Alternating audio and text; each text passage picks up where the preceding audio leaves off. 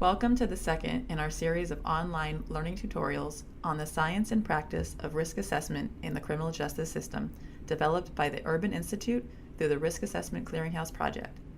These tutorials are intended to assist criminal justice practitioners in their incorporation of risk assessment tools in their everyday decision-making.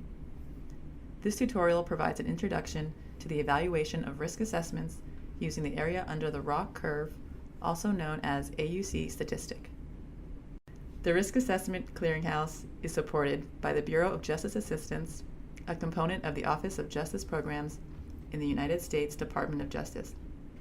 Points of views or opinions expressed in this video are those of the Urban Institute researchers and do not necessarily represent the official position or policies of the U.S. Department of Justice.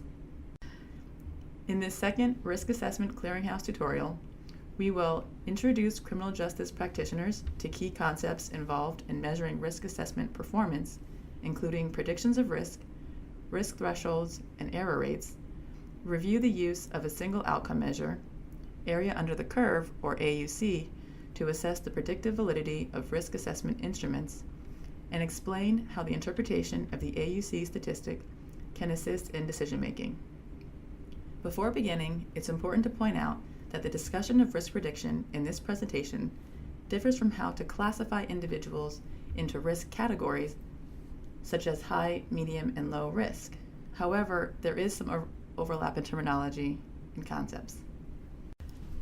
Risk assessment classification can assist decision-making by measuring the chances of one outcome occurring over another. More specifically, risk assessments represent a continuum or range of likelihoods for adverse outcomes to occur. The final recommendation or result from risk assessments may be in the form of discrete choices, such as a pretrial recommendation regarding release or a high, medium, or low risk designation, but the underlying risk is typically measured on a continuous scale. And this risk on a continuous scale can be conceived as follows. A person with a higher risk score should be more likely to be rearrested, fail to appear to their court date, or violate the conditions of their release compared to an individual that receives a lower score.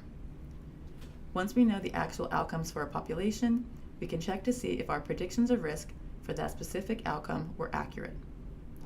If people who were assessed as high risk were more likely to engage in some sort of misconduct than people who were assessed as low risk, we gain confidence in the tool's accuracy or predictive validity.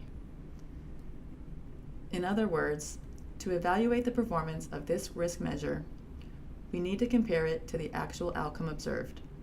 Since actual outcomes are not continuous, but fall within discrete categories, for instance, a person either does or does not get arrested, we must convert the continuous measure of risk into a prediction of whether or not the outcome occurred. This graph shows that we have chosen a threshold of risk in which we classify individuals as positive or likely to engage in misconduct, or negative, meaning not likely to engage in misconduct. In the illustration, we selected 0.5, with positive cases lying to the right of this threshold and negative cases to the left. As mentioned previously, this is not the same as the cutoff points often used to indicate specific risk levels, such as high, medium, or low. Thresholds that are too low or too high will lead to very different predictions or classifications. Looking at the blue line on the graph, you can see that a low threshold for risk classifies most people as high risk to engage in misconduct. However, many individuals that will not engage in misconduct will be misclassified and will be treated as high risk. When the threshold is set too high, as is the case with the red line, most people are classified as low risk to engage in misconduct. This will misclassify many individuals as low risk who will actually go on to engage in misconduct. Both of these thresholds have large error rates, but in different ways. This has important implications for decision makers, as can be seen with the examples shown here. Once the actual outcomes, compliance or misconduct, are known for a group of people, we can determine the different kinds of errors that a tool makes at a particular risk threshold. This can be seen by displaying the predicted and the actual outcomes in a 2x2 contingency table. The bottom right table shows 4 possible outcomes based on actual misconduct and predictions of misconduct based on the threshold level. As described earlier, positive cases mean that the predicted or actual outcome was misconduct. Negative means that the predicted or actual outcome was compliance. We can now determine the proportion of people that were identified correctly or incorrectly, and in which ways. Individuals that are classified as high risk and engaged in misconduct are the true positives. Those that are high risk but did not engage in misconduct are false positives. Those that are low risk and did not engage in misconduct are true negatives, and those that are low risk but engaged in misconduct are false negatives. In an ideal world, a risk assessment would perfectly predict which individuals will engage in crime and which will not. The graph on the left shows where the risk threshold would be for the distributions of the two groups in this scenario. There is no overlap in scores between people that are compliant and those who engage in misconduct. However, because prediction of human behavior is never this straightforward, it is not realistic to expect that risk assessment tools predict perfectly. There will always be some overlap in the distributions of risk scores for people who comply and people who engage in misconduct, because sometimes individuals with the same or similar score act in different ways. The graph on the right shows that some people that engage in misconduct may score lower than the threshold, while some people that are compliant may score higher. In this example, the threshold captures most of the true positives, or those that actually engaged in misconduct and were classified as high risk, while minimizing the number of false positives, or those that were compliant but were classified as high risk. Lowering the threshold will capture most of those that engaged in misconduct, or reduce the false negatives, but it will also increase the false positives. This trade-off is an important consideration when evaluating the performance of a risk assessment tool.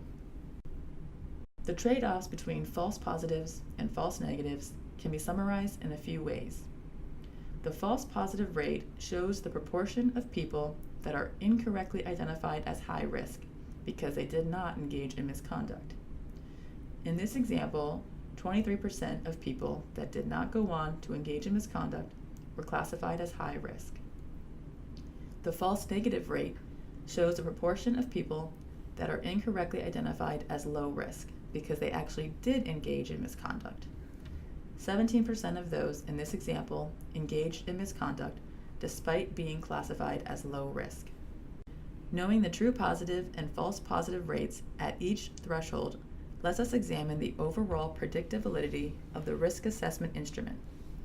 For each threshold value, the true positive and false positive rates can be plotted on a graph called a ROC curve. The best possible classifier, as described in the ideal world example, would produce a point in the upper left corner of the graph, representing no error. This would mean a true positive rate of 100%. The dashed diagonal line shows the random chance predictions at each threshold, which are 50-50 true positive and false positive.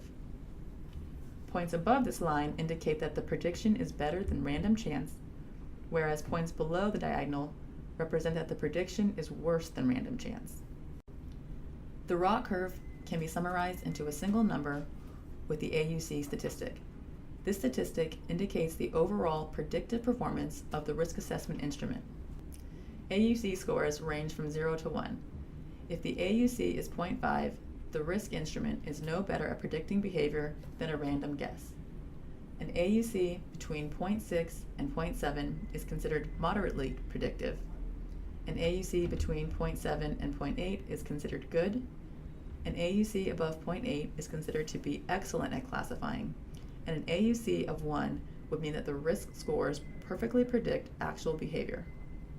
In reality, a tool that predicts better than a random guess with an AUC of 0.6 or above is often considered validated.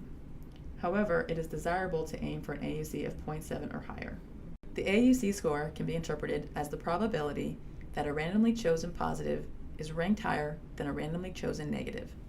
For instance, AUC scores tell us the probability that a randomly selected risk score for an individual who committed a crime after release will be higher than a randomly selected risk score for an individual who did not commit any additional crimes. If we were picking risk scores for those that engaged in misconduct from one hat and scores for those that did not engage in misconduct from another hat, this would be the probability that a randomly chosen score from the failure hat is higher than a randomly chosen score from the success hat. There are a number of things to consider when interpreting the AUC statistic. First, while specific thresholds were discussed in this presentation, the AUC statistic describes a risk assessment's performance across every possible threshold. Second, AUC assesses how well the tool orders cases by risk level. If Tool A and Tool B have the exact same ordering of cases by the estimated risk, they will have the same AUC. The actual risk scores do not matter. Next, AUC is not sensitive to the base rates of actual behavior, such as recidivism rates.